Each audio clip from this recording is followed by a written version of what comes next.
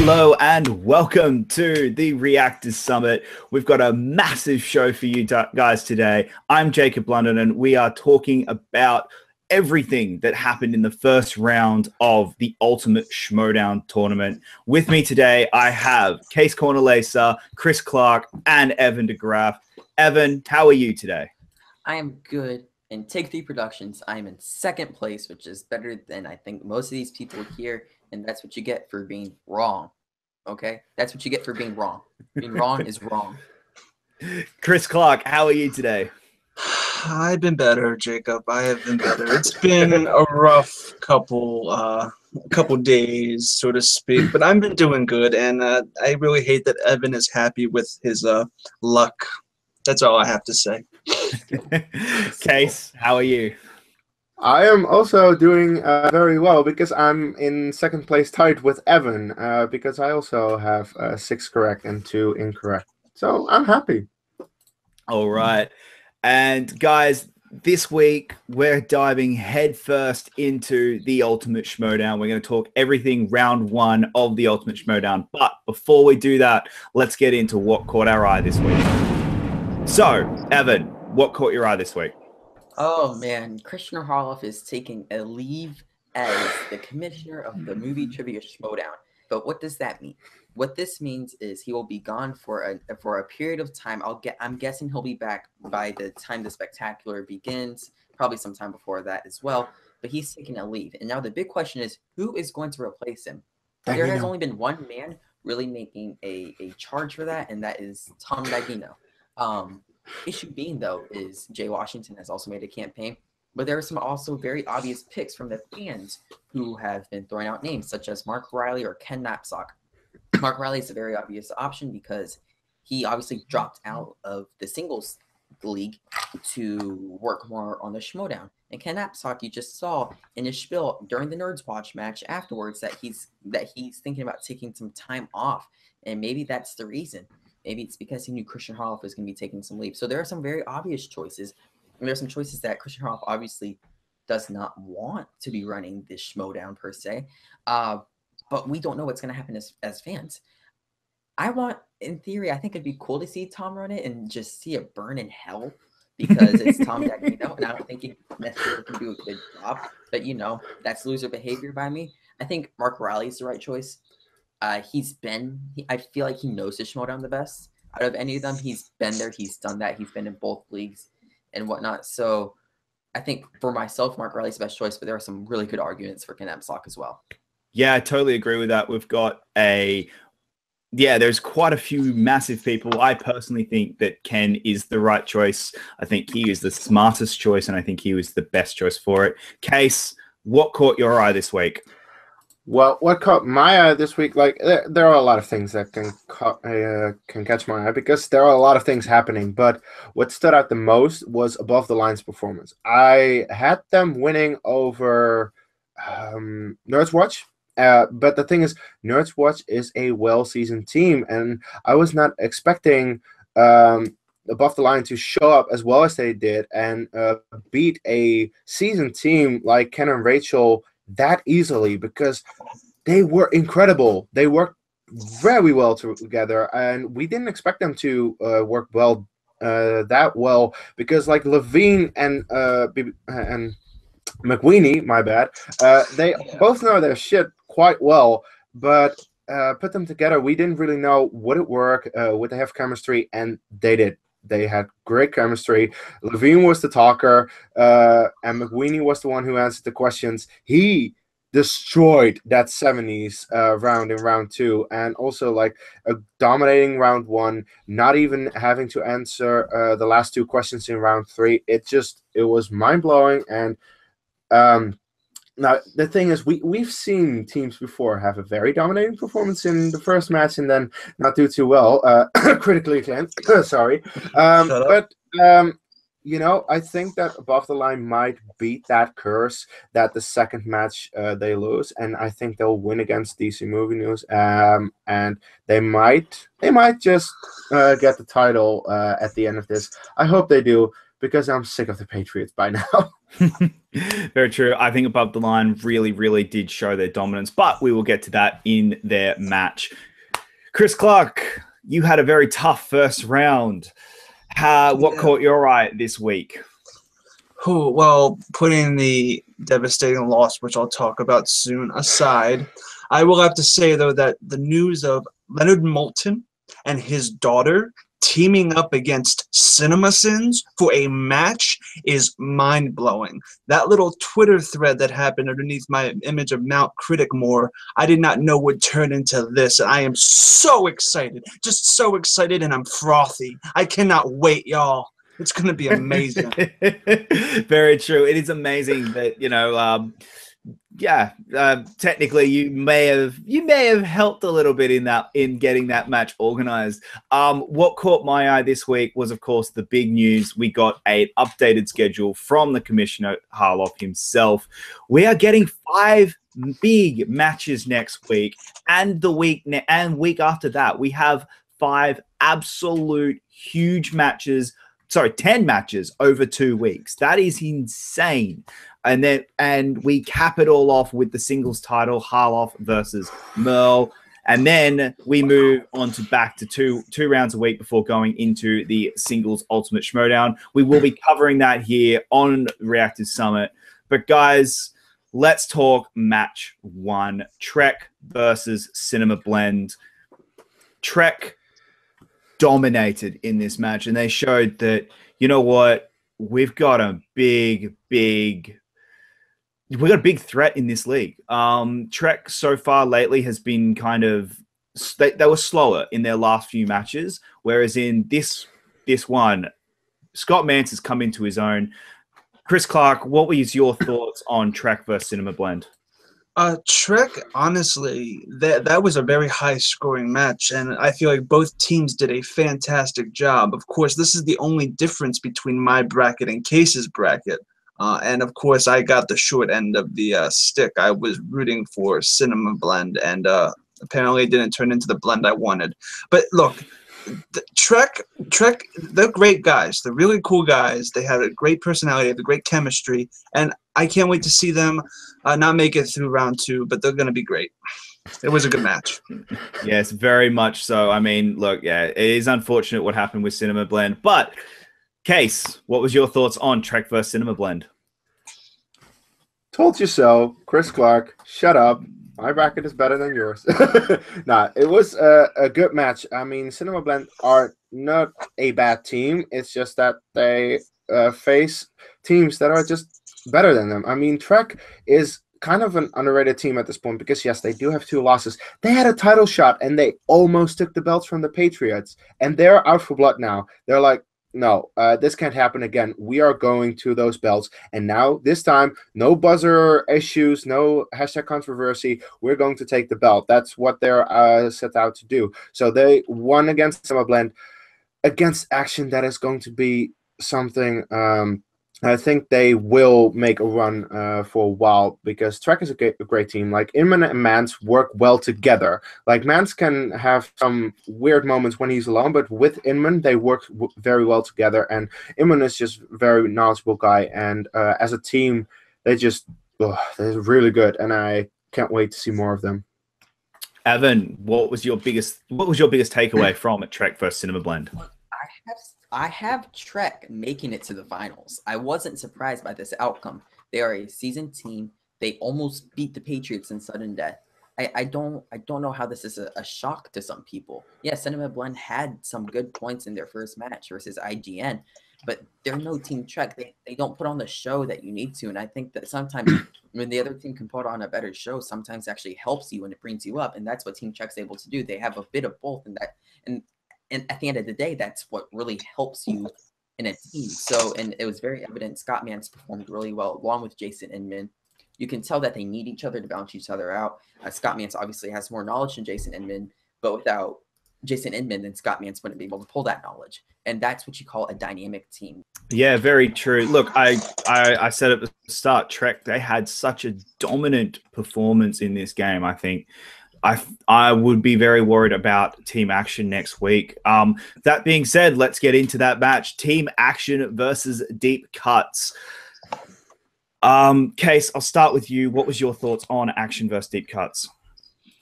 Action is quickly becoming one of my favorite teams because Andrew and Ben are really active on Facebook, interactive with their fans. They're really cool guys, and the way they play it is just really fun. Like they dress up every time, and they make a bit out of it, and it's just fun to see this team. And besides that, they actually also know their shit. They really perform well, and what we saw this time, I mean, we have seen them win with action adventure multiple times now, and it's kind of tiring, like every single time. This time they stuck with drama, which was like, wait, are they actually sticking with a category? Are they good with that? They actually were pretty good with it, and they still won the match against Deep Cuts, who is a decent team, I'd say. Not the best, but definitely not the worst we've seen, and they're decent. They know their stuff as well, and the fact that Action beat them pretty handily, it's going to be interesting to see Action versus Trek. Yeah, that's really all I have to say. Evan, what was your biggest takeaway from Action versus Deep Cuts? This was one of my upsets. I had Deep Cuts winning. I don't want to say I'm surprised because I'm really not. Team Action brings the heat, they bring the thunder, and they bring the pressure, which is what in theory can mess up Team Trek. But I'm getting too far ahead of myself. They performed well. They had a solid match, and that's what you need to do in these tournaments, is just keep having the solid matches. I don't think Deep Cuts is necessarily fit to do these matches anymore. The one time that they actually performed and they came out and like they were baseball players, they did well, and I think they took away the showmanship of the Schmoedown. I think it's hurting them. And this tournament is proving that showmanship actually helps a little bit when it comes to your trivia. I don't know why, but it takes your mind off of things. And I think it's the same with Deep Cuts. I feel like maybe if they brought some of their showmanship, they could have done a bit better. Yeah, very true. Chris Clark, what was your thoughts on Action versus Deep Cuts? Well, let me just say, Deep Cuts, they are great guys. I don't think they played I feel like, as Evan said, they lost their kind of spark when they took off and when they stopped wearing their baseball jerseys. But Team Action, they're interesting guys. Andrew Ghai and Ben Bateman. We've had some great fun on Facebook. They're fantastic trash talkers, and I like to give them the shit, and they like to give it back. It's fantastic. I really feel like they deserved that win. They had that personality, that spunk, that fire, that charisma.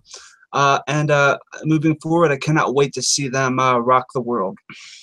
Very true. Yeah. Look, after that match, Team Action, I knew were a dominant team. They beat Late to the Party, but in one of their last matches. But I kind of was a little let down with Action in this game. I thought they didn't show as much dominance as they had in their last few games, and I was kind of on the like, okay, I'm a little worried for Team Action next week against Trek. I don't think Action can win against Trek, and it is going to be very interesting to see that. That being said, Take 3 crew member Matthew Kearns was able to sit down with Team Action last week and talk about their match and their upcoming match. So let's just go have a look at that one, shall we? All right, thank you guys for being here. We got Team Action, of course. Action Army, where's the belts? How are you guys Where's doing? the belt, Kearns? Kearns, where's your T-shirt? Where's your Action Army T-shirt, man? I figured you would have overnighted that shit. Yeah, man. Trust me, if I could, I would have. Look, the extra $37.50 to get it overnighted is worth it. Well, we're ending this interview. Yeah. Well, that's it. Thank you guys for coming and berating me for not spending $37.50 on overnight. So yeah, thank you guys for coming. Let's get this interview started. So you guys are some of the best heels. You have some of the best personality in the Schmoedown. I'm just wondering, what were like some of your influences on your persona, your characters coming into the Schmoedown? I think we just had a conversation about, how do winners act, and we decided to do that. Yeah, absolutely, man. I mean, we watched the league, we've been watching the show, we become fans, and it was like, what does this league need? Winners, charisma, badassery, people that can actually talk shit. It wasn't about any inspiration. It was about being inspired by the lack of. Yeah, I like to think a lot about, when Swayze in Point Break is describing what Lupton Pittman does, and he's like, he only lives to get radical. That's how I feel about us. We only live to get radical, and that's what we're here to do. And you guys do. You guys are quite radical. So you guys are, of course, you're my favorite team. You're a lot of favorites amongst the fan base. When you guys came in, how did that feel to, like, see these polls and to see people wanting you to get those belts? How does that feel? Well, it's new. It's recent. Yeah, it's very recent, man. I think you're 25% of your whole production team, of your reactors, and you're the only one that likes us. You're the only one that is consistently rooting for us. Yeah, man. I mean, I got to say, like, when we came in, we'd been doing our show for a couple of years, and so we were really excited about being a part of about Schmoedown, and we felt like we had an okay first match. It was kind of a warm up, and then the Nerds Watch match was great. We loved it, and we walked out of that one feeling like, you know what, we should have some credibility, some respect. Yeah, at that point, the polls would go up, and our names wouldn't even be an option. People didn't buy in yet, and so we just knew we had to keep doing what we do and win, and that's where we're at. And I still think that people are continuing to underestimate us. Like, putting us in the same category as DC Movie News is a joke. It's a joke. Putting us in the same category as Nerds Watch, if we're being honest, is fair. But, like, DC Movie News, come on. Like, the fact that they're considered on our same level, we've still got a lot to prove in this league. I think it's just because Popcorn Talk, they think you're on the same level, like, because you work at the same network. Come on, what are they talking about? It's a joke, man. Yeah. Well, okay. So, talking about jokes, a lot of people have you losing to Team Trek in your next match. What do you say to these losers? That's a good joke. That's a good joke. Next question, Kearns. Ellis should open his set with that. That's great. Yeah, don't waste your interview time with that shit. Yeah, that's nonsense, man. I had to ask, the higher ups, the losers who think you're going to lose to Trek made me ask. I was against it. You know what? If you can guarantee a Google Hangout with the other 4 members of your squad, regardless of what happens, we will either come and apologize, or I want to hear an apology from them. All of them think we're going to get wrecked by Trek. If you can guarantee an apology from those other 3 jokers, man, we will be there. We'll be there with fucking bells on. And you know what? Ben and I are men of our word. If we lose, we will. I mean, Evan and Chris and the other Chris can come up with whatever we have to do. We'll do it, man. Wow. No question. Well, listen, we have a live show every Friday, so you guys are welcome to come on 100% and accept their apology after your next match. Hey, man, if you can guarantee it, you can guarantee it. I can guarantee that. So, talking about winning, you guys are always saying your trademark phrase is, where's the belt? Now, you want it. I'm just wondering, you want this match with the Patriots. Is it because you want to be the team to make them 7-1? Or is it just because they're holding the belts and it doesn't matter if it's MODOK, Nerds Watch, Schmoes, it doesn't matter who has the belt, you're just going to go after that team? Or is it something special about the Patriots? There's a lot of answers to that question. I think the first one is the fact that they are considered to be, at this point, the definitive heels in the league, and we resent that. Yeah. We believe we are the definitive heels in the league, and you respect greatness. And that many wins, that's a great team. That's a truly great team. We have nothing but respect for somebody who wins like that. Absolutely. But that's. I think the funniest part about it is you said, "Where's the belt?" We have 2 shirts that went on sale. Yeah. One says, "Where's the belt?" The other says, "Where's the belts?" We've been saying it both ways since the beginning. I love that. Look, man. I think the biggest thing about the Patriots is, they've got this incredible record, right? And if you talk about people underestimating us and continuing to do that, we gotta win the tournament and beat the best team. If someone else has the belt when we take it, it just won't be as sweet. Yeah. Talk about records. You guys hold the points records in team match. How did that feel after your match was late to the party to know you're holding that record? It was a huge surprise to us when anyone told us. We don't really pay attention to that sort of thing. We just care, take care of winning, and that's what it is. Yeah, we dominated them. We knew that. We knew that we destroyed them. We knew that we had strong games, but honestly, we don't care about the points record. But we're happy when Jessica brought it up to you guys, you didn't even really care. No. She, she does her research, but that's her job. It's our job to win. Jessica tries really hard. All right, so listen. After you guys destroy Team Trek here, you're taking on either Blofeld's cat or top 10. I gotta ask, and it might be a silly question, but who would you rather take down, top 10 or Blofeld's cat?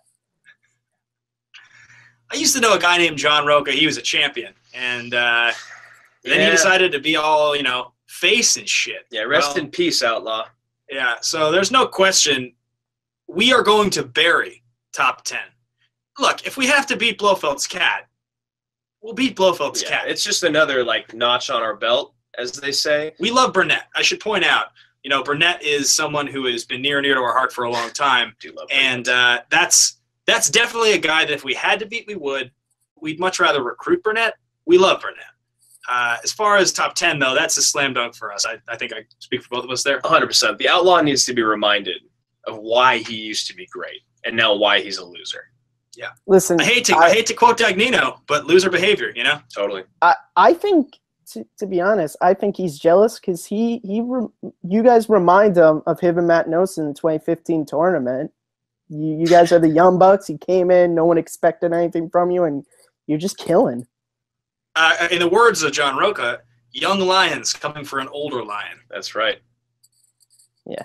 Well, all right. I got to thank you guys for doing this interview. This was, for me, this was fantastic. I love representing you guys. Action Army, I can't wait to see you your next match against Trek, just destroying it, and I can't wait to see the other Take 3 members apologize to you live on air. It's going to be amazing. Exactly, because I will say, out of all the reaction videos out there, you guys are the most vocal about who you support, and 75% of you do not support us. Well, 75% mistake. of Take 3 are Big losers, mistake. so. That's my boy. All right, thanks, so Kearns. Thank you. I'm going to toss it back to Jacob now. Thank you, Matt. That was an amazing interview. And thank you, Andrew and Ben. Thank you so much for your time. Guys, let's move on to the third match of the first week. 6 Degrees versus Team Action. I'm going to leave Evan for last. Chris Clark, what were your thoughts?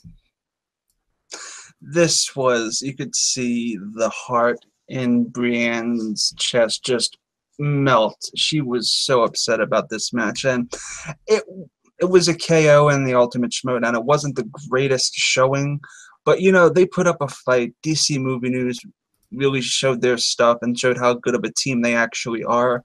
The match itself, I mean, it was a match, and I think it was fine, but honestly, we've seen better, and Brienne and Stacy have done better. 6 Degrees have done better, but hopefully moving forward, they just learn from their mistakes and hopefully succeed in the future. Yeah. And Kees, what was your thoughts? Brianna and Stacy are always fun with their intros and how they dress up and whatnot. And also Kalinowski, usually he does it. This time he didn't. But it's still entertaining to see them, especially because there is a feud between Brienne and Kalinowski. But jeez, this was a slaughter, and it broke my heart. And that's all I'll say. Yeah, this one did hurt a lot. 6 Degrees are one of my favorite teams, and to get knocked out the way they did, it just it's unfortunate that this was a match that they didn't turn up, or they just weren't there on the same level that DC Movie News were. Mike Kalinowski played one of his best games, and it was a shame. I was really, really disappointed in 6 Degrees, but it's not one of the it was one of the matches that I did walk away a little heartbroken, and I'm a little sad that 6 Degrees just. I'm hoping that their next match is not against some of these top tier teams, and they can start to get a bit of a groundswell around them and start to really go on a rampage. But Evan, what were your thoughts on 6 Degrees versus DC Movie News? Look, I want to make things clear. I don't have anything against Brian or Stacy. From the get-go, I made it clear that I thought they were a very overrated team, and I had them getting beat handily by DC Movie News. They didn't perform well at all. Like, it wasn't even just them not knowing the trivia. They played a bad match. They made poor decisions, which led them to the result that they had. And like you said, they're not going to be playing a big team. They shouldn't. when it was an 18 tournament, they shouldn't have even been in the tournament, in my opinion. And I think it proved to show here they're still a novice team. Even after 5 matches, they still have these novice little tendencies that show through. Look, I'm rooting for them. They are a fantastic team. Their chemistry between each other is really good. The showmanship that they put on is fantastic. But when you break it down, they make these small little mistakes, and they're not part of that elite Schmoedown group yet. They're not part of the elites where they claim that they are to be, and that's my issue. They're claiming that they're part of the elite group of the Schmoedown teams, and this match it clearly shows that they don't belong there, and I've been saying that since day one. And what can I say? But I told you so. Let's just move on to our next match, shall we? Next match was the one that Evan and I celebrated, and Chris Clark was upset and angry. I will start with the one who is kind of indifferent to this match. Not indifferent, but he had, this was the only other match you got wrong. Kees, what was your thoughts on Critically Acclaimed versus Late to the Party? Yeah, this match physically broke Chris Clark, I think. And here's where the size came in. Jeez. What a match. This was nuts. Going to the very last question, it was insane. Late to the Party definitely show that they deserve to be in this league because they're very good, consistent team, scoring a lot of points. And Critically Acclaimed, as I said, we've had these matches of these teams that seem great, and then the second match is not that great, and it just sucks. And I had Critically Acclaimed winning, so yeah, this did break my bracket another time. And that's in the first week, 2 matches that I had wrong. I had 2 right, 2 wrong. I was like, oof, that's not going to go well. So that hurt, but still, it was a great match. It was, I don't know if it was the best. I don't know, but it was a great match, and I can't wait to see what Late to the Party does next.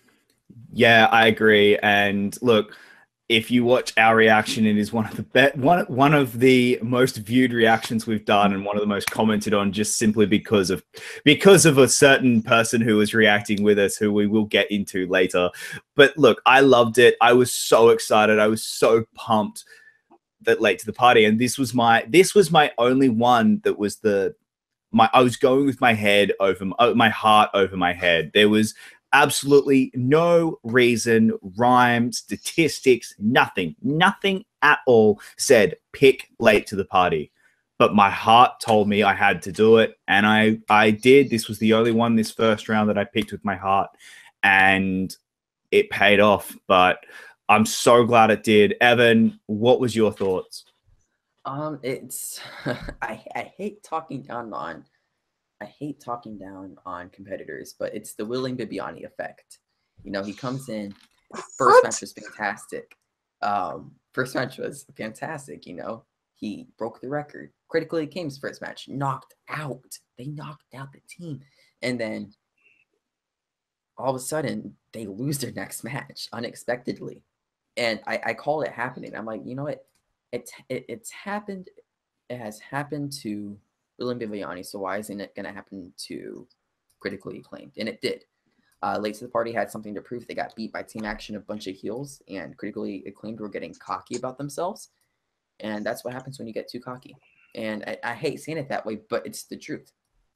There's no way around it. Whenever you get too cocky, you think you're too good. And they jumped on those Hitchcock questions. They jumped on them way too quickly.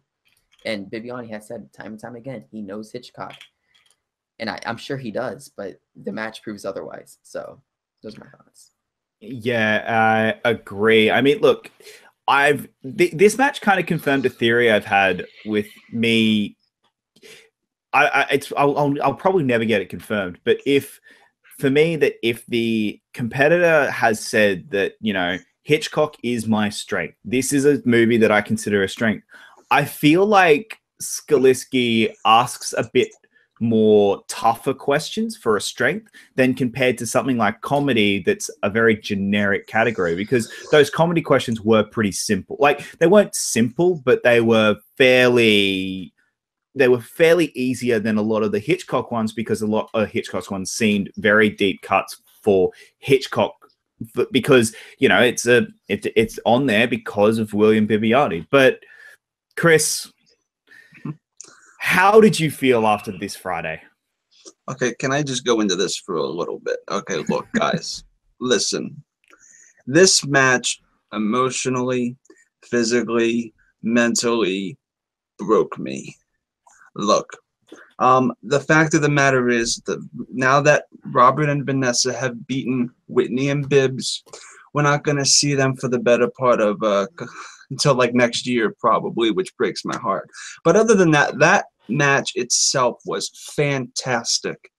Even though they lost, the amount of adrenaline and passion that we all shared when we watched that match is ridiculous, and it's hard to describe. And the fact of the matter is, if they were to lose in a match, I'll say it, I'm glad that it was Robert and Vanessa, because they are straight up people. But at the end of the day, there's only 4 little words you have to say, and that is sigh. It breaks me, it broke me, and all I have left is Blofeld's cat. Yep. But no, it was really one of those matches that just, we had like that it was pure emotion. And if you watch our reaction to it, you can see I have never been so just pumped for an entire match, and it was an absolutely insane and amazing match. And it was a round 1 of a tournament, fantastic match. But Chris, you got to sit down with Whitney last week and talk about the Ultimate Schmoedown and his match against Late to the Party. So we'll go have a look at that interview now. Well, Whitney, that happened. Yeah, that happened. Yeah. Look here. It kind of took us by surprise too. You know it or you don't, and some things we just didn't. I feel like we got a few trick questions, like in the Hitchcock one about sort of the number of shots without any dialogue. Like, clearly we were supposed to answer Psycho, but it's one of those trivia things that it tripped you up. We really knew, bad, but we didn't. Yeah, it kind of tripped us up a little bit. I saw a really amusing comment actually about how much more difficult our questions were as opposed to our teammates, and the joke was, for critically acclaimed, can you answer? Tell us which film that Hitchcock shot only on a Tuesday morning had 430 words within the first scene, and our opponent's questions were, can you name a movie? Yeah, I think that's where a lot of the controversy has come from. My question is, before the match, what were your thoughts going into it? Well, I was a little nervous. This was sort of a baptism by fire for me personally. I wasn't sure, what to expect in sort of the ultimate tournament that we were entering into, and so I wasn't sure, like, if the questions were going to be harder, if our opponents were going to be, that much more challenging. It turned out the format was sort of the same, and the questions were a little bit harder, I guess, in that I didn't kind of instantly know the answer to most of them. Yeah, the first round especially, it was evident. What were your thoughts on Late to the Party as a team? They seemed nice. They seemed a little bit kind of taken off balance by the whole thing, I think. They were... I know they got to make their usual looks like Hart Bochner from Die Hard joke, which I think was being encouraged by a lot of the people over at Collider. I don't mind. Hart Bochner's a handsome dude. He's a successful actor. Who else would I want to look like? Sooner or later, that joke is going to get a little stale. Yeah, well, it's going to get... And especially, I got a haircut recently, so I don't look as much like Hart Bochner anymore. That'll be awkward. Do you think picking Hitchcock in the end was the right decision? What happened with that one question? I think Hitchcock was fine, especially with William on my team. William actually just recently got to write a review of a gigantic Alfred Hitchcock box set. So he watched a lot of these movies, like I think about 15 of them, all in rapid succession just recently. So Hitchcock was like really fresh in his mind. Plus, he grew up loving Hitchcock. So having William in my corner for a Hitchcock category was no big thing. And, you know, I'm no slouch when it comes to Hitchcock. I haven't seen quite as many as William, but I've seen them. And, you know, I feel like I've seen more than, like, maybe the average. So, yeah, I was comfortable with Hitchcock. I would have been more comfortable. I know occasionally a Stanley Kubrick category comes up. Ooh. I would have been far more comfortable with Stanley Kubrick. I'm far more familiar with his work than I am with Hitchcock, but you know, Hitchcock's no slouch. I would give that. I would tell Christian that, and maybe he could put that on the wheel next time. That'd be interesting. Yeah. After your loss, what were your thoughts, and how did you guys feel, and what happened? Oh, I mean, we were a little humbled. We were kind of hoping to keep on rolling forward. I've seen some of the brackets, and I know some people had picked us to win the whole thing. And, yeah, we felt like we let a lot of people down. But, you know, we still had a good time, and we'll be back. It's just going to take us a little while to sort of, you know, get done licking our wounds and working our way back into the system. Yeah, I really hope you guys do return like sooner rather than later. I know that the Ultimate Schmoedown is probably going to take a lot of dates away, but that's probably the most disappointing thing is that we probably won't see you guys for a little bit. But when you do return, do you have any plans on a new strategy? Well, I mean, it's kind of hard to strategize. The only thing you can really kind of strategize is maybe ask for certain categories on the wheel, or, you know, decide ahead of time which categories we're going to be better at. I think the first time we charged out, we were a little confident, so we just took the first category that we landed on, thinking, oh, we can handle anything. But, you know, now we've learned that we can't handle everything. So, yeah, we're just trying to zero in on the things that we know a little bit better. I mean, there's... And you know, unfortunately, there's not much we can do in terms of study. We already know the movies. We know them or we don't. Just kind of watch more Schmoedown and see what types of questions are being asked and see if we can bone up on sort of any holes in our education. So, Whitney, how did you get involved in the Schmoedown?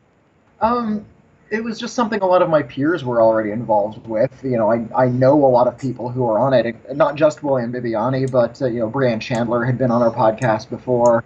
Krista Lemire and Matt Atchity and Gray Drake, you know, all of these people. Or I guess Krista Lemire hasn't been on the Schmoedown, has she? I don't think she has. No, but Gray Drake and Matt Atchity were on the Schmoedown. And Scott Mance, and, you know, all of these people are, you know, sort of people in the critical community. And just one day is like, hey, that looks like fun. I want to give that a shot. So I asked around, and then they finally sort of roped me into the orbit of the Schmoedown. Out of curiosity, could you describe your Schmoedown character? Oh, well, it sort of grew out of what William was already doing over there. He had sort of sold himself as the Beast, and he even decided to come up with a cute hashtag, a Twitter hashtag to go along with it, growl, growl. So when I came along, we decided to sort of do it together since we were already podcast co-hosts on two different podcasts together. Because I was always sort of maybe contrarian is the wrong word, but kind of just the arrogant one of the two of us. We decided to sort of play that up a little bit and play up my own vanity. So we came up with the Beauty. I also have nicer clothes than William, so I just wore my nice suit, and we were able to sort of play up the vanity angle. The three-piece suit that I think Matt Nost was making fun of. It's hilarious. Three-piece suit with a button-down collar, that's a thing. That's acceptable. It's not like right after Labor Day. That's an acceptable fashion choice. I object to his objections. Yeah, it was really stylish. Would you ever try the singles division? Anyone you would like to face? Oh, absolutely. It seems like it would be a lot of fun. I know the questions are I don't, and so I don't really have a full bead on every single competitor. So I would most like to compete against, you know, of course, my friends, the people I know going in, knew beforehand. So I would love to go head-to-head against Scott Mance. Scott Mance and I are both big Trekkies. He more than I, of course, because no one else in the world is a bigger Trekkie than Scott Mance. But I would love to go head-to-head with him in a sort of a Trek battle. My dream match would be, of course, to go up against Leonard Maltin, who has kind of announced his candidacy for the Schmoedown. And even though he hasn't proven himself yet in the Schmoedown world, he at the very least is Leonard frickin' Maltin. Yeah, I don't know how they're going to write questions for him. Like, he's like an encyclopedia. Actually, my next question goes off on that. What are your thoughts on the potential match against him and his daughter, with you and Critically Acclaimed?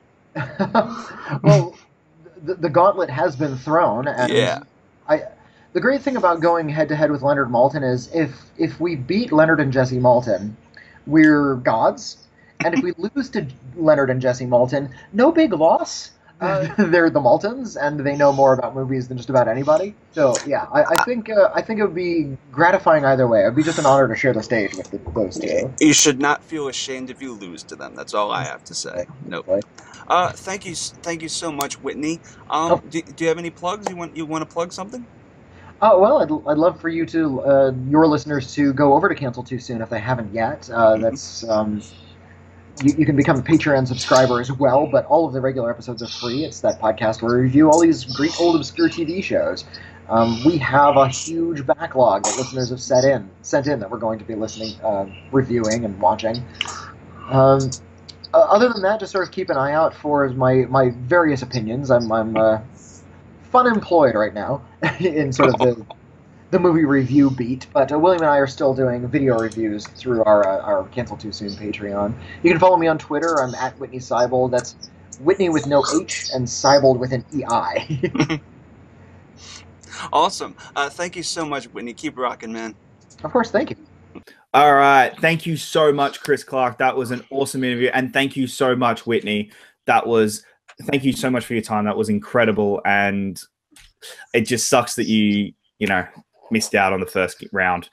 But, Chris, we know you were disappointed with the critically acclaimed match. However, the next match against Blofeld's Cat, you seem to be a bit happier. However, going into round 3, you might have been a bit scared. A little bit more than a little bit scared. I was on like this tightrope, and there was like these hippopotamuses with like these giant gorilla hands trying to grasp at me because I was so stressed, guys. Look, they almost lost, and I would have lost it. That would have been 2 back-to-back, and I would not have a monitor anymore if that were to have happened.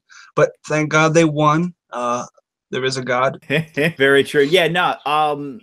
Blofeld's Cat as a first match team, both competitors, it was technically their first match as partners, and I think Blofeld's Cat turned up a little bit. I think Robert was still getting used to Andreyko, and Andreyko was still getting used to Robert. I will be very interested to see how their next match against Top 10 is. But Evan, what was your takeaway from Blofeld's Cat versus Heroes?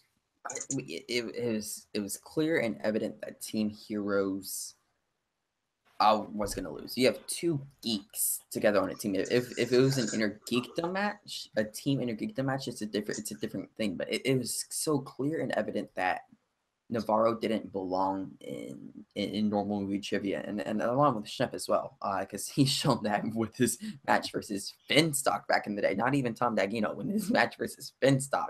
It's just clear and evident that team's not going to work, and it's sad because I really like the Heroes team. I like what they stand for. It's a better message than Blofeld's Cat and the Lions Den. It sucks to see that the Heroes, I don't think, are going to work out at all. Kees, what was your thought on Blofeld's Cat versus Heroes? Yeah, as someone who also picked Blofeld's Cat, knowing that Robert wanted to go to the Lions Den. He left the Horsemen to go to the Lions Den to then team up with Andreyko because Burnett and Andreyko just work well together. They fill each other up in the movie knowledge that they have, like the gaps that they have, and they just work very well together. I mean, they have similar strengths, but they have different movies that they know better, and that's why they work well. Heroes got fucking comic book movies and their second round, and they still lost. because Schnepp just sucks at trivia, even though he gets his strength. And Navarro is good at inner geekdom. And yeah, I don't think he's that good at general movie trivia, because we saw it. They lost. And where Heroes was actually one of my favorite teams, because I thought Schnepp and Burnett really worked well together, and they were a fun team that didn't really care that much, but they were just good together. Now has turned into a team that I don't like anymore, and I'm like, yeah, Blofeld's cat. That's a team that I can root for, because I like Burnett, I like Draco. I want them to continue, and that's really all I can say. I called it. Blofeld's cat won. Yay! I think it's a little harsh to say that Heroes that John Schnepp does sucks at trivia. He does know some things, but yeah, this match he didn't turn up, unfortunately, and I will be I'm interested to see. I don't think we're going to see Heroes again for a while. I think Heroes might be taking a step back for a while, and we'll see where Heroes comes from in a couple months, I guess, maybe next year. But let's move on to the one match that kind of everyone had just kind of written off and saying that, it's team top 10. They're going to win this match. They all wrote it off. It was, team top 10 will win this. It's going to be no competition. It's going to be easy, everything. And while it kind of was, there was a moment there where Real Rejects looked like they could get ready to pounce if they played really, really well. Obviously their last round wasn't good at all. It was, they missed out on 3 questions they missed out on just some simple things that they probably should have known. But Kees, what was your thoughts on top 10 versus Real Rejects? As you said, everyone thought this was going to be top 10. And while it was still top 10 who won, Real Rejects is not terrible or anything. We already saw that with John at the free fall, where he stuck around the longest out of every competitor with 10 rounds going, because John knows his stuff. Greg knows more than he gives himself credit for. They really, they know more than they give themselves credit for, and everyone gives them credit for, because everyone just thinks Real Rejects is a bad team. They don't know their movie trivia, should not be here. It's like they're 1-4, but if you look at their losses, they had some pretty tough competition, most recently with top 10, and it's like Real Rejects is a decent team. They can be better if they have better opponents that are a little bit more of their level, and not top 10, who is a team who had the belts at one point. That's really something to go up against in the first round of the tournament. So yeah, top 10 won, not for long though, and that's all I'll say about that. No, I do agree. Look, Real Rejects in their final round, they managed to pull off one of the best pulls, but still not the best pull of this round, which we will get to later in the show. But pulling California out with Aaron Brockovich was an amazing pull in their 3rd round question. Evan, what was your thoughts on top 10 versus Real Rejects? You guys have the wrong takeaway. The Young Bucks are dead. The Young Bucks are dead. Everything that I love in this Schmoedown just gets taken away from me. I don't think we're ever going to see RB3 versus JTE. We're never going to see RB3 compete again. It makes me so upset, because I love RB3. He's the guy that the Schmoedown needs. Heck, make him commissioner. But they're dead. And it's so sad, because Real Rejects are so much fun to watch. Navarro's a great champion, and RB3 was going to be a great manager. But, if they're dead, then I guess someone took a shotgun and just shot it down. Fair enough. Jesus.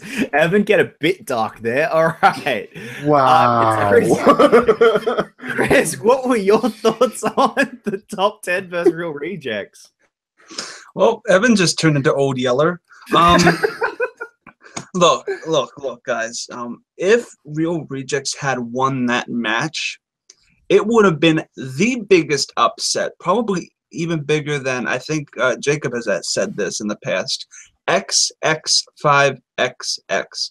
I think that it would have been a great moment.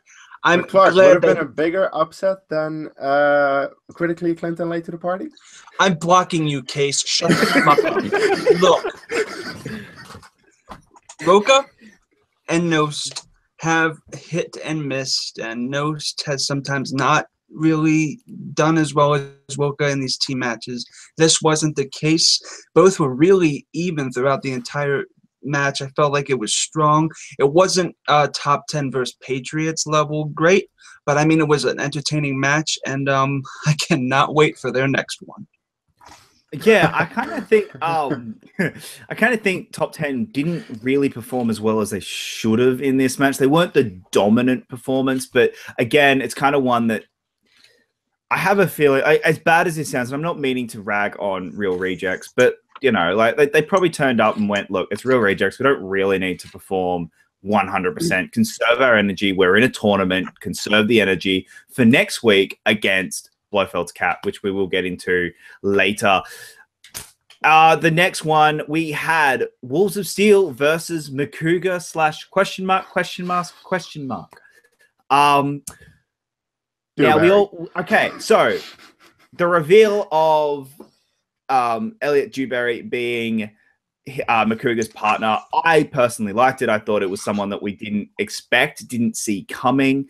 And I love the name Wildberries. I thought Makuu and Dewberry played off each other so perfectly. They are one of the more entertaining teams in this league now. I think that they're, you know, while the match quality in terms of points scored and questions being answered and the tightness and closeness of the game isn't great, I thought the entertainment of seeing Dewberry and Makuu together was just so incredible that, you know, I adored it. But also we had other than possibly Rachel walking out, this to me actually might be a better one. I think this is the best like entrance we have seen in the Schmoedown yet. I was dying of laughter. This is one of the best we have seen.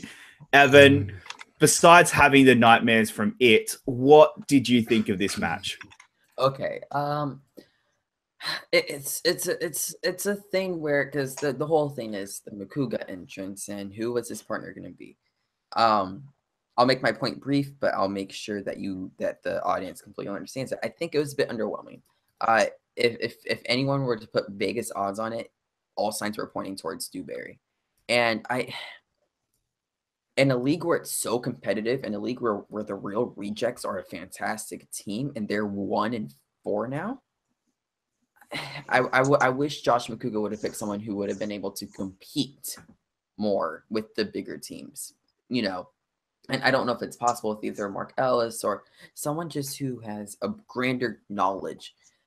I get it. They're both showmen. They're going to be so much fun to watch. But now we don't get them for another 3 or 4 months. Like, that's the issue that we're having, is we just had this team announced, and now we don't get them for another 3 or 4 months.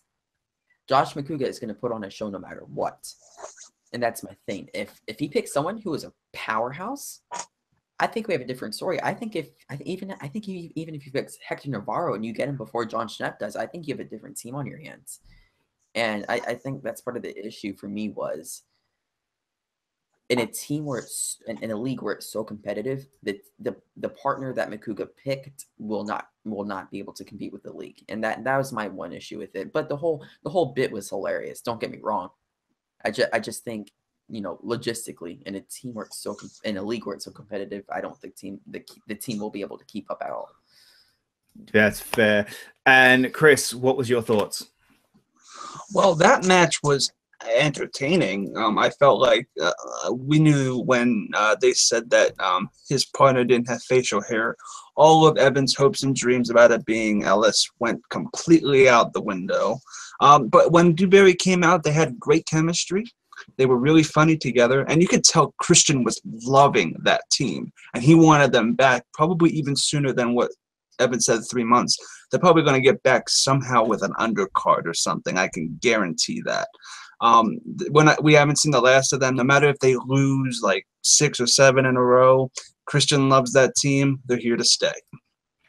Yeah, very true. Kees, what was your thoughts on the match?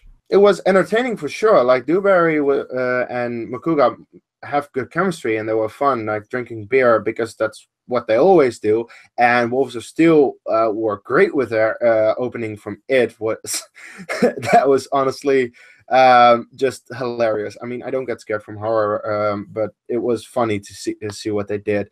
And in the end, Wolves of Steel won. Yay! Another thing in my bracket that I got right, because I didn't really believe that Makuu would bring out a Damro or Mark Ellis or a big name, simply because that was not that's just not Makuga's character in this league. And in the end, match was nice. I'm looking forward to Wolves of Steel versus Late to the Party. Very true. All right, we move on to the last match of the first round, and that is Nerds Watch versus Above the Line. Evan, yeah, this was me. Start with you. What were your thoughts on Nerds Watch versus Above the Line? This match will not go down as a classic in the Schmoedown. I'm gonna emphasize the word classic and get up as close to the camera as I can, because we need to get personal here, guys. Me and Rachel Cushing went through an arc of, you know what? I called her out for not having knowledge about classics, which is still debatable. I never called her out for that, but I'm past that. You know, I joined the Nerds Watch crew. I was a nerd, and I was watching them. And then they go ahead and lose 2 matches, one to Rotten Tomatoes. Like, come on, they're rotten. Who cares about them? And then the other 2, freaking Above the Line. They were obviously below the line that Above the Line put. It's just so upsetting, because whenever I attach myself to a team, just like Chris Clark, they end up losing. And then Ken staying at the end just made... come on, Rachel Cushing. Come on. That's how I feel about that match. And I just had to get close and personal with you guys, because that's how I felt. Yeah, it was a bit heartbreaking for it. I mean, look, if you just watch any of our reactions, any of our stuff here, I am a huge Rachel Cushing fan. She is one of my favorite competitors in the Schmoedown, and just at the end of that match, I was heartbroken. I was absolutely heartbroken, and that one hurt. Like, out of all of them, the most, that one hurt. If it had come down to the last question, okay, I would have taken it a bit better. But the fact that Above the Line was so dominant, and the fact that Nerds Watch just, that first round was just like, it just hurt. And Rachel herself would tell you that that she needs to find a way to get over her first round hump. And I'm so devastated that one of my favorite teams. I do not want Ken to leave the Nerds Watch. I don't want this at all. Ken, please stay in the Nerds Watch.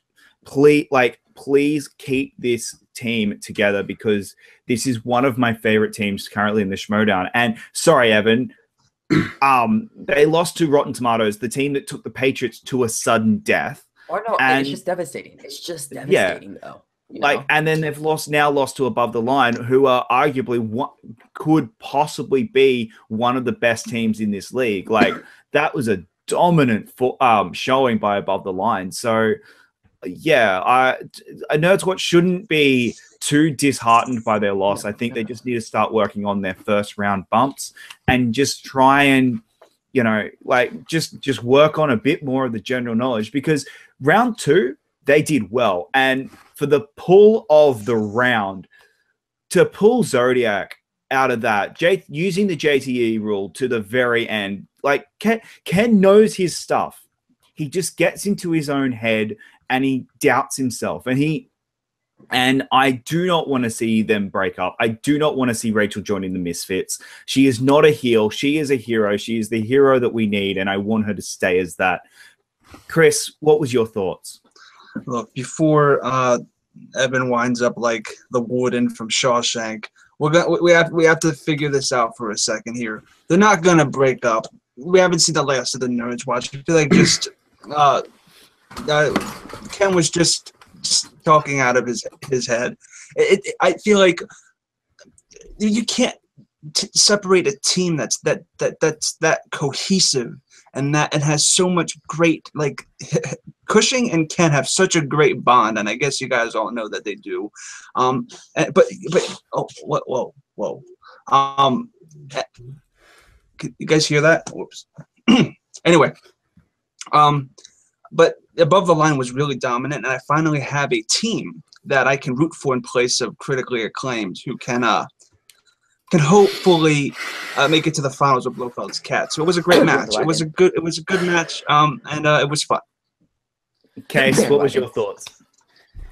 Yeah, Above the Line really was above a certain line that they drew, and Nerds Watch just wasn't able to get close to that line because Nerds Watch is a great cohesive team. As I said, they're as you guys have said, they work very well together. Ken and Rachel are a great team together, and that's why they won 2 matches and almost beat Rotten Tomatoes, who almost beat the Patriots. So, like, they're great, but just as I said at the opening, what caught my eye, Above the Line is too good for this league, and they're gonna take it by storm. And especially after this match, like, I'm scared for what they can do, but I love it because I think Levine and McWhinney are great competitors.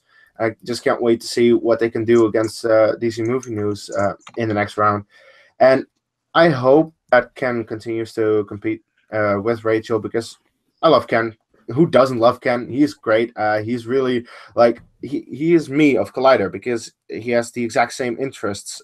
He also hasn't seen every movie ever, but what he knows really well, just like myself. Like I haven't seen every movie, but I know my stuff really well, especially like Star Wars. And that's I want to see more of Ken in this league. He needs to stay in this league. Maybe as the commissioner, perhaps. We'll see. But that's it. Now, let's move on to the best moments and match and the most valuable player of round 1. Evan, I'll start with you. Who is your most valuable player of round 1? It is Mike the Killer Kalinowski. This man keeps bringing the fire. Yes, his partner is a good partner, but he is DC Movie News. Like, Mike Kalinowski now has his own brand in the Schmoedown, and I think he proved it in this match. And he's answering questions away. He is now proving how dominant he is. Just the fact that he has settled down in his brain, you know, he rolled up to that match, didn't have to dress up because he wasn't worried about it. And it was proven and it was shown. And I think he's becoming one of the most underrated competitors almost because the matches that he loses very close. But the matches he wins by, he wins pretty well. So it's Mike the Killer Kalinowski for me so far. Fair enough. My most valuable player is one that probably a lot of people have a lot of thinking of. I think it's Scott Mance. Scott Mance impressed the hell out of me in his last 2 matches. Like, his one against Bibiani, he had Bibiani on the ropes. Like, he terrified a lot of people about, especially Chris Clark. I can remember you were a bit worried about that match, and you know, this match here, he showed Scott Mance. This is not the Scott Mance of Mance versus of Hal Rudnick. This is Scott Mance who is back, who is able to show Mance versus Roca. Yeah, this is the Mance versus Roca Scott Mance, and I think he's the most valuable player of round 1. Kees, who is your most valuable player? Yeah, so for me, it's actually the same as Chris Clark, I believe. It's Drew McWhinney. Yeah, exactly. Because McWhinney in round 2 of the Above the Line, this guy's just too good for this league. And especially with Levine in that team, they work so well together. But yeah, really the reason that Above the Line won that match so dominantly was because of Drew McWhinney. And I cannot wait to see what they can do next.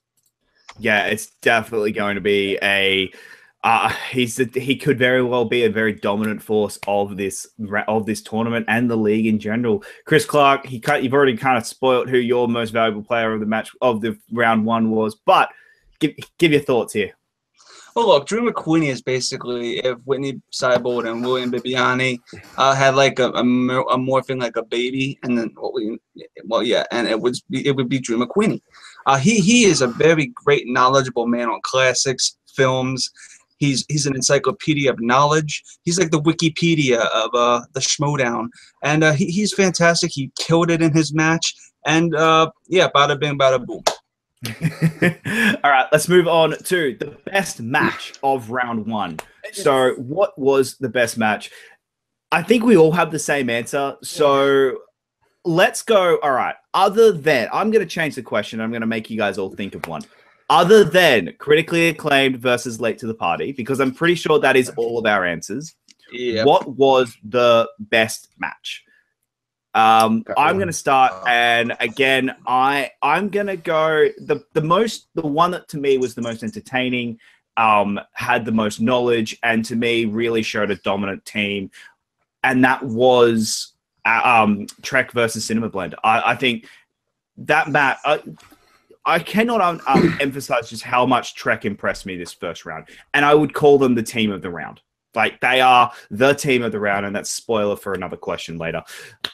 But, Kees, what other than critically acclaimed versus late to the party, what is your match, your favorite match this of round one? You just had to say we can choose the best match because simply critically acclaimed late to the party is the best match. Just watch our reaction. It's also our best reaction because this fucking guy right here, it was just awesome. But other than that, above the line Nerds Watch, I think either that or Blofeld's Cat versus Heroes. Both new teams showing that they are really good for the first time working together in this league.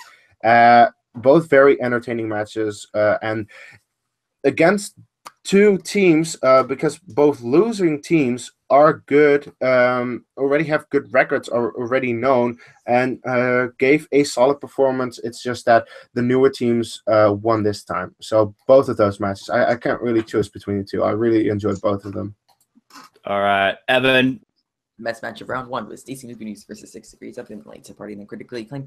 For 3 reasons, DC Movie News proved that they are a very dominant team, and I wanted to see that, and I got to prove everyone wrong about 6 Degrees, and that makes me feel good, and that boosts my ego. So there you go. Jesus. All right. Not holding anything back. All right, Chris. Other than, actually, no, what is your best thing? Because I don't know if you're going to call it the late to the party match. No, it isn't. Actually, I like the late to the party match. It was it's on another level emotionally. But as a match, Robert has been on such a losing streak this past year. And I feel like the fact that he won the Blofeld's Cat match, I feel like that really proved a point that needed to be proven. And I was really happy with how everybody did in that match.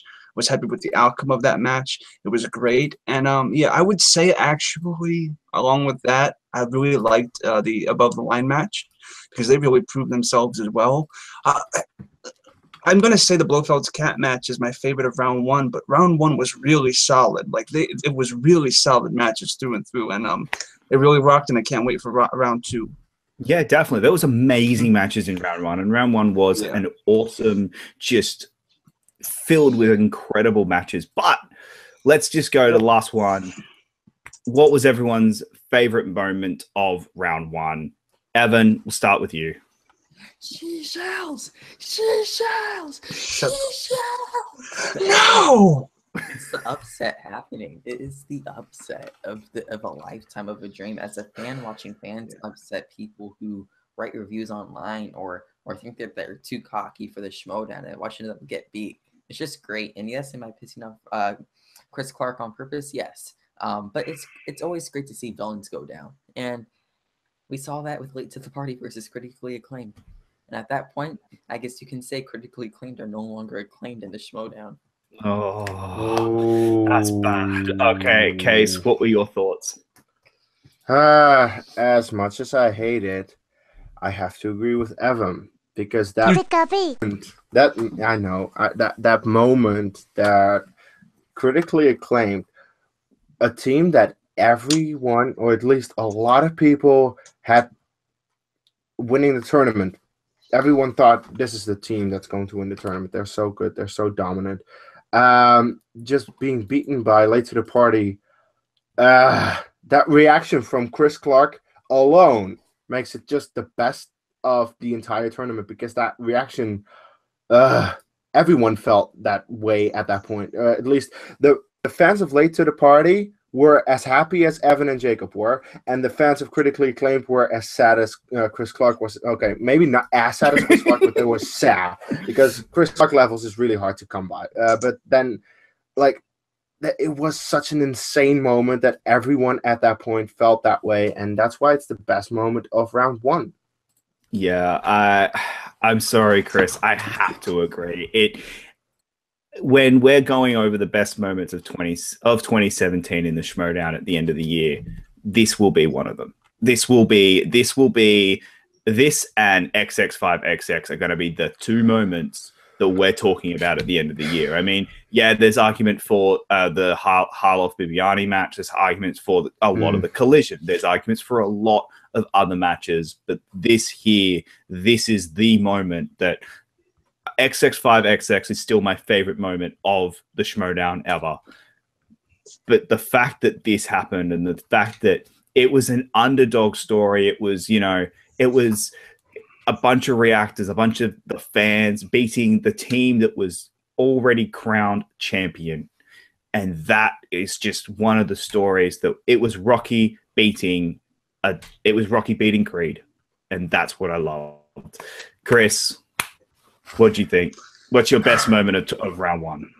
Well, you guys have really opened my eyes to a lot of depressing thoughts. Look,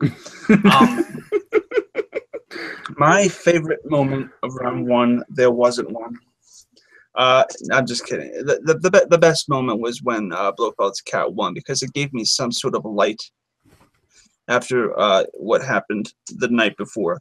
And all I can say is I'm looking forward to round two. This was just emotionally draining, and I hate every single one of you. All right, guys, thank you for that. Next week, we have a massive summit again. We have 5 big matches. We have the Celebrity It match, the free-for-all. I'm so looking forward to that one. We have the Trek versus Team Action second round tournament. We have DC Movie News versus Above the Line.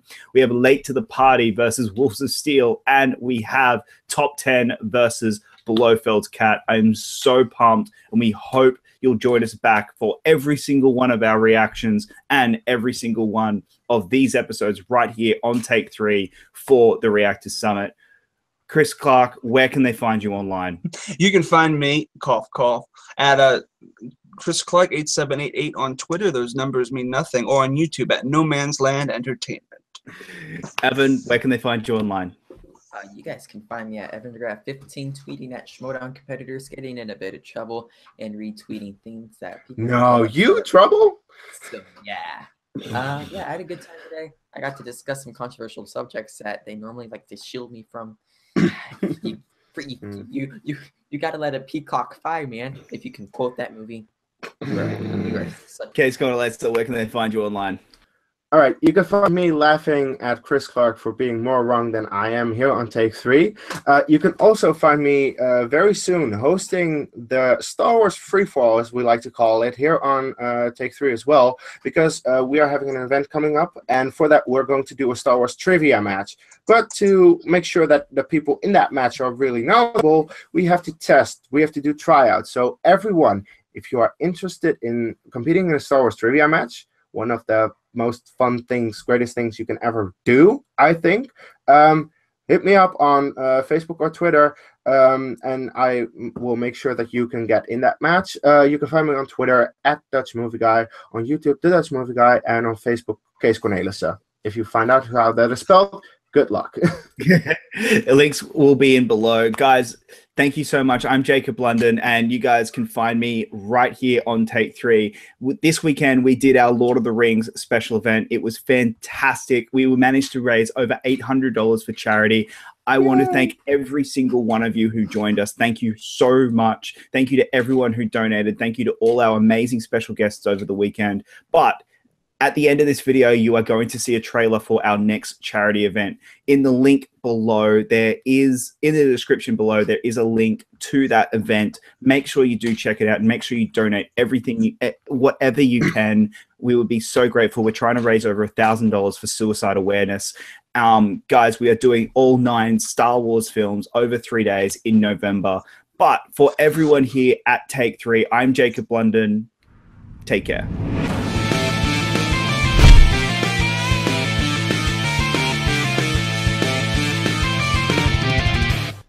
For over 1,000 generations, the Jedi Knights were the guardians of peace and justice in the Old Republic. Before the Dark Times. Before the Empire. Feel it. It will guide you. Things you will see. The future, the past, old friends long gone.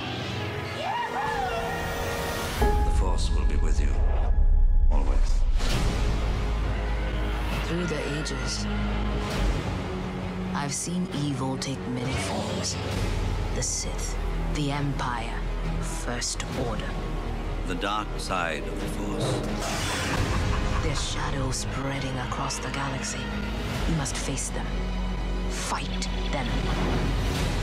I'm not afraid. You will be.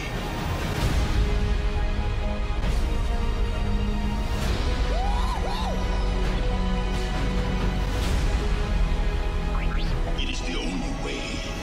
It is your destiny. Chewie, we're home.